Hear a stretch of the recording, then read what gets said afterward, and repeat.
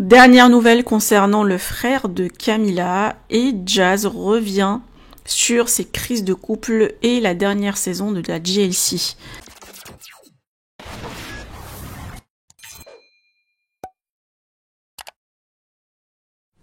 Depuis plusieurs jours, Camila et Noré sont toujours absents des réseaux, laissant leurs abonnés inquiets et dans le flou.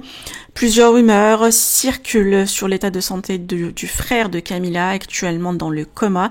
Certains vont jusqu'à parler de mort cérébrale ou de décès, mais à ce stade, rien n'a été confirmé. C'est uniquement des spéculations. Noré a tout de même tenu à partager un court message cette semaine dans lequel il remercie leur communauté pour le soutien, tout en précisant qu'ils ont encore besoin de prières. Un silence lourd qui en dit long sur la gravité de la situation. Camila, quant à elle, n'a pas repris la parole depuis l'annonce et continue de traverser cette épreuve dans la plus grande discrétion. Pendant ce temps, la JLC Family fait son grand retour avec la saison 7 et le succès est au rendez-vous. Jazz et Laurent ont choisi d'être totalement transparents cette année. Le couple revient sur les nombreuses crises qu'ils ont traversées, mais aussi sur un drame personnel bouleversant, le suicide du père de Laurent, un événement qui l'a profondément marqué. Jazz explique qu'ils ont décidé de se redonner une ultime chance, non pas uniquement pour eux, mais surtout pour leurs enfants, et visiblement cela a fonctionné. La famille apparaît plus soudée que jamais.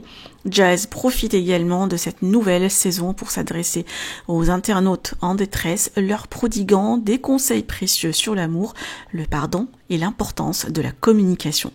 Entre douleur, reconstruction et renaissance, ces familles emblématiques continuent de toucher et d'inspirer leur public.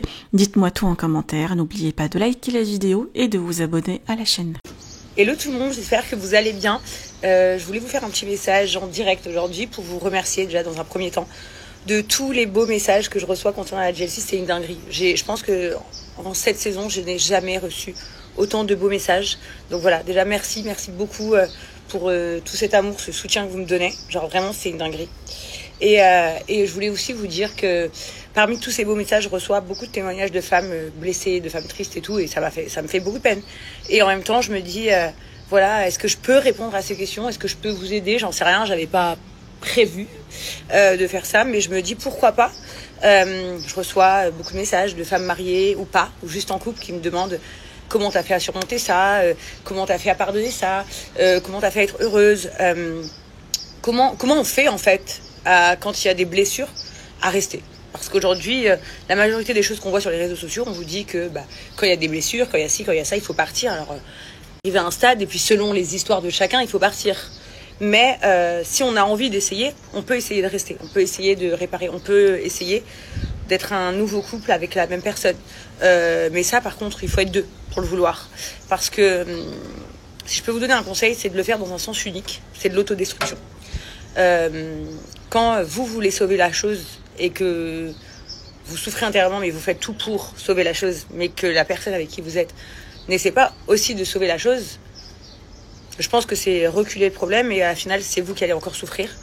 Je pense que la première chose à faire, c'est vraiment de se diagnostiquer soi-même son propre couple, pas avec l'aide de vos amis, pas avec l'aide de votre famille, parce que c'est rarement exactement auprès de ce que vous pensez vous, mais c'est d'abord vous. Vous, est-ce que vous avez envie de sauver votre couple? Je pense que je vais faire un petit sondage. Alors, j'essaye même pas de le réparer. Autant je le répare, il va se recasser. Il n'y a aucune garantie que si je répare mon t-shirt là, il va pas se recasser. S'il faut, il va se recasser. Mais moi, j'aurais essayé. Après, je le jette. C'est pas grave. Mais autant je vais le réparer. Et en fait, il va être super solide et peut-être encore plus solide qu'à la base. On peut reconstruire un couple avec la même personne. Mais les gars, c'est un putain de challenge. Je vous jure, c'est pas un truc simple. Donc voilà. Première, merci beaucoup pour tous vos messages. Merci d'être fière de la femme que je suis devenue aujourd'hui. Merci de me donner beaucoup de courage. J'ai passé des centaines de milliers d'heures à réfléchir sur moi, à pleurer, à perdre espoir, à perdre confiance en moi. Et en fait, je m'attendais pas, en racontant si peu dans la JLC, d'avoir autant de demandes d'amour, en fait, parce que c'est de l'amour. Vous me demandez déjà, sauvez-moi. Donc, je vais voir ce que je peux faire, les meufs. Je vais réfléchir. Et si peut-être je peux vous donner des petits tips, je vais le faire. Voilà. Voir, parce que je reçois tellement de messages, genre, Ça me fait bizarre, mais d'un autre côté, moi je suis pas Lucie, hein.